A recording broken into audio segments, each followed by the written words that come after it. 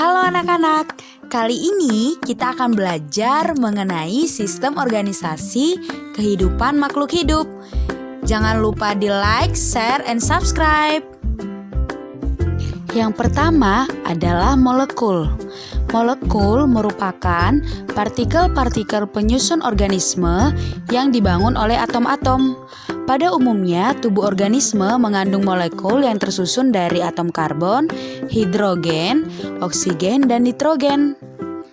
Organisasi kehidupan pada tingkat molekul mempelajari berbagai makromolekul seperti karbohidrat, protein, lipid, dan lain-lain. Yang kedua adalah sel. Sel merupakan unit struktural dan fungsional terkecil dari makhluk hidup. Setiap tubuh makhluk hidup tersusun oleh sel. Ada makhluk hidup yang tersusun dari satu sel atau uniselular, dan ada pula yang tersusun atas banyak sel atau multiselular. Sel mampu melakukan semua aktivitas kehidupan dan reaksi kimia untuk mempertahankan kehidupan yang berlangsung di dalam sel. Setiap organisme tersusun atas salah satu dari dua jenis sel yang secara struktural berbeda. Keduanya itu adalah sel prokariotik dan sel eukariotik. Pada sistem 5 kingdom, hanya Monera, yakni bakteri dan ganggang biru, yang memiliki sel prokariotik. Protista, jamur, tumbuhan, dan hewan semuanya terdiri dari sel eukariotik. Prokariotik dan eukariotik berasal dari bahasa Yunani. Prokariotik memiliki nukleus atau inti sel tetapi tidak diselubungi oleh membran inti. Sedangkan sel eukariotik merupakan sel yang memiliki inti sel dan dibungkus membran. Yang ketiga adalah jaringan. Setiap sel suatu organisme memiliki ukuran yang bervariasi. Ukuran sel mencerminkan fungsi yang akan dilakukan oleh sel yang bersangkutan. Pada organisme bersel banyak, seringkali sel tidak dapat bekerja sendiri. Setiap sel bergantung kepada sel yang lain. Kerjasama dan interaksi di antara sel ini menyebabkan organisme dapat mempertahankan hidupnya. Sel-sel yang mempunyai fungsi dan bentuk sama akan berkelompok. Kelompok sel disebut jaringan. Berikut adalah contoh-contoh dari jaringan.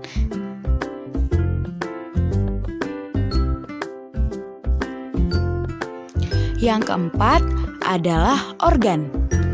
Pada waktu kita melakukan pengamatan terhadap tumbuhan, kamu perlu memotong salah satu bagian tumbuhan, misalnya daun. Di dalam daun ternyata ada beberapa macam jaringan. Kumpulan dari berbagai macam jaringan yang berbeda akan membentuk satu kesatuan untuk melakukan fungsi tertentu, disebut organ. Tubuh makhluk hidup tersusun dari berbagai macam organ, misalnya jantung yang berfungsi memompa darah, otak berfungsi pemrosesan informasi, ginjal yang berfungsi untuk menyaring darah, dan lain sebagainya. Selanjutnya, yang kelima adalah sistem organ.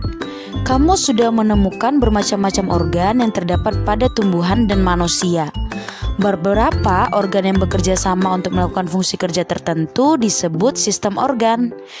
Contoh dari sistem organ yakni sistem pencernaan, sistem pernapasan, sistem peredaran darah. Beberapa organ yang terkait saling bekerja sama untuk melakukan fungsinya. Selanjutnya, yang keenam adalah individu. Berbagai sistem organ saling bekerja sama dan menyusun tubuh organisme. Organisme atau individu merupakan makhluk hidup tunggal. Contohnya, seekor tupai, seekor semut, sebatang pohon kelapa, dan lainnya. Berikut adalah contoh beberapa individu ya.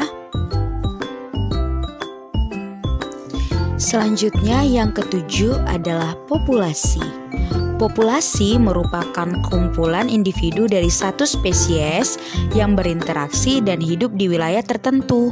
Contohnya sekumpulan semut, kemudian kawanan rusa di padang rumput.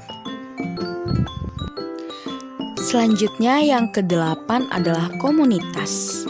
Komunitas merupakan kumpulan populasi dari berbagai spesies yang saling berinteraksi dan hidup di area tertentu dalam kurun waktu yang lama.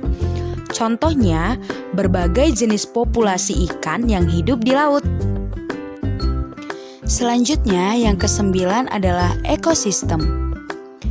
Seluruh komunitas beserta lingkungan fisik atau abiotik yang saling berinteraksi disebut ekosistem. Dalam ekosistem, organisasi kehidupan berlangsung sangat kompleks. Antara populasi terdapat suatu hubungan simbiosis serta siklus energi dan materi. Siklus energi ini terjadi melalui suatu peristiwa makan-dimakan yang membentuk sebuah rantai makanan. Bahkan, terdapat siklus energi yang lebih luas dan rumit dalam suatu jaring-jaring makanan. Di dalam ekosistem, hubungan antar organisme biotiknya tidak dapat terlepas dari faktor abiotiknya. Selanjutnya, yang ke-10 adalah bioma. Bioma adalah satuan daerah daratan yang luas di bumi, bercirikan sejenis tumbuhan dominan di daerah tersebut. Contohnya bioma gurun, bioma taiga, bioma hutan hujan tropis, dan bioma tundra.